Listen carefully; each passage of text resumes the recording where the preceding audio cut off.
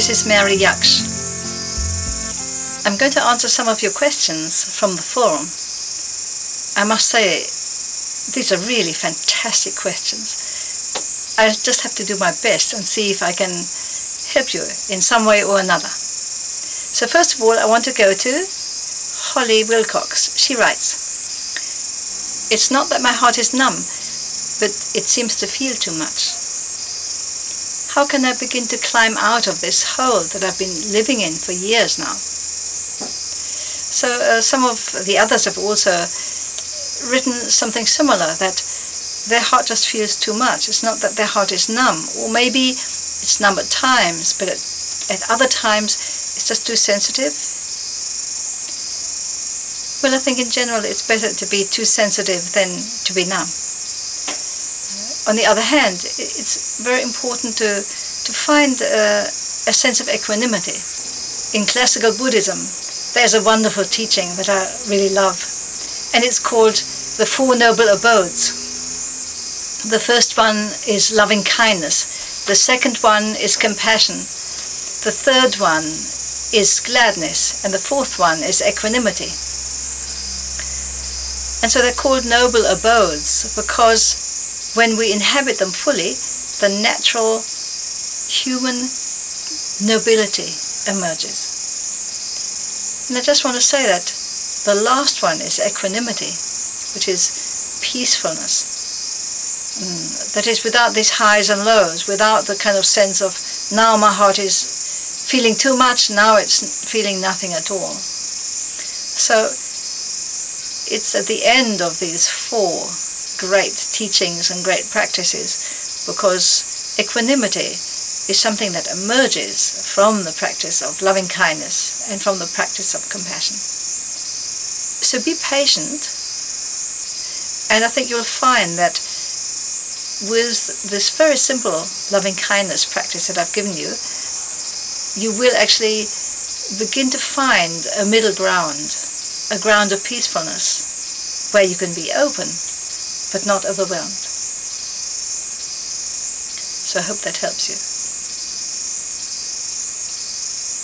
Next, I'd like to answer Cindy. She asks, "Why do I have such a hard time cherishing myself?" That's a very interesting question. I'm not quite sure where you live, Cindy, but in the West, in general, there's a kind of pervasive sense of self-hate. I can't say it better than that. People in general don't really love themselves at all. They don't know how to cherish themselves. And I know that was a case for me some years back now. But that's when I started to practice loving-kindness meditation. Because I could really feel that I was quite unkind to myself. And I have to say, it's made a huge difference. It's just made me a lot happier and a lot more open to others. I want to say a few words to Kay from Alaska. What struck me was when you said, "I don't know what loving-kindness meditation is. It's only day one and I've already fallen by the wayside."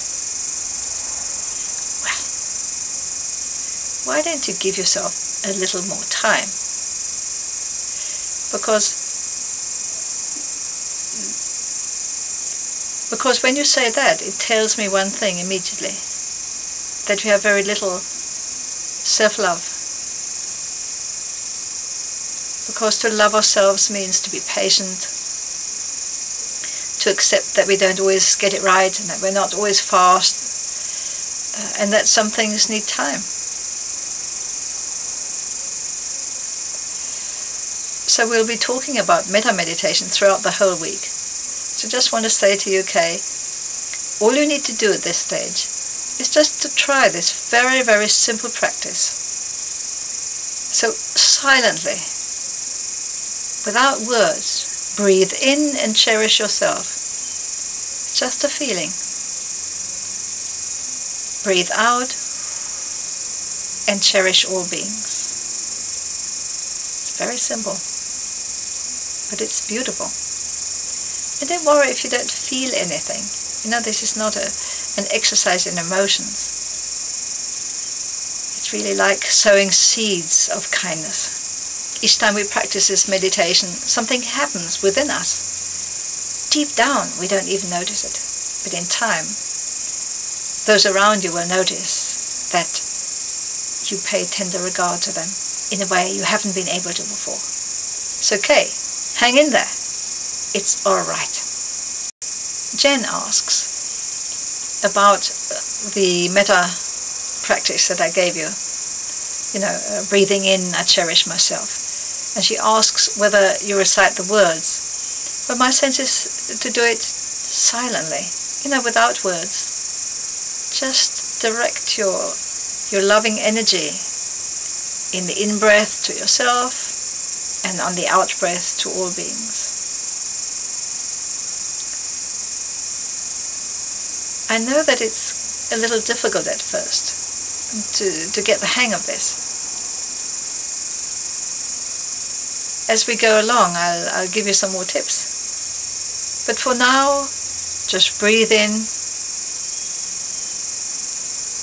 Cherish yourself. And if you find that very difficult to do, remember I asked you to place your hand on your heart area as you breathe in.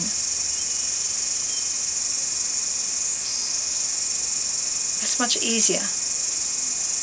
It seems as if the hand understands what our brain doesn't.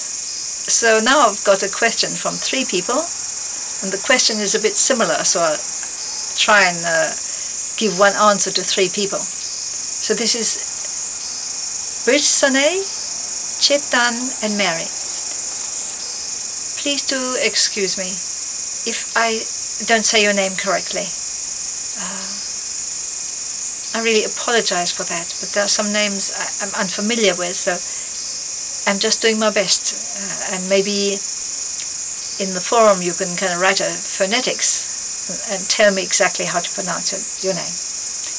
And I might still get it wrong. Anyhow, these 3 people have asked how to combine the meditation they do with loving kindness meditation.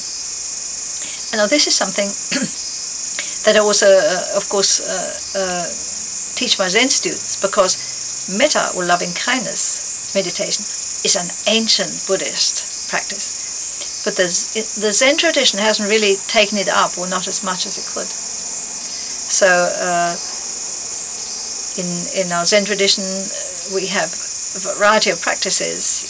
Shikantaza, which is the practice of just sitting, or koan study, which a lot of my students do. My suggestion to my Zen students, and also to you, is quite simple.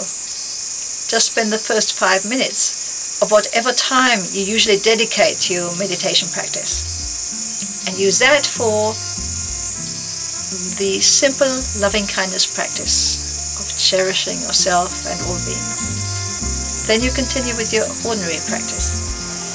But this is interesting. Notice if there is a difference. Be curious about that. It's good to take nothing for granted. So this is Mary Yaksh at the end of day 1.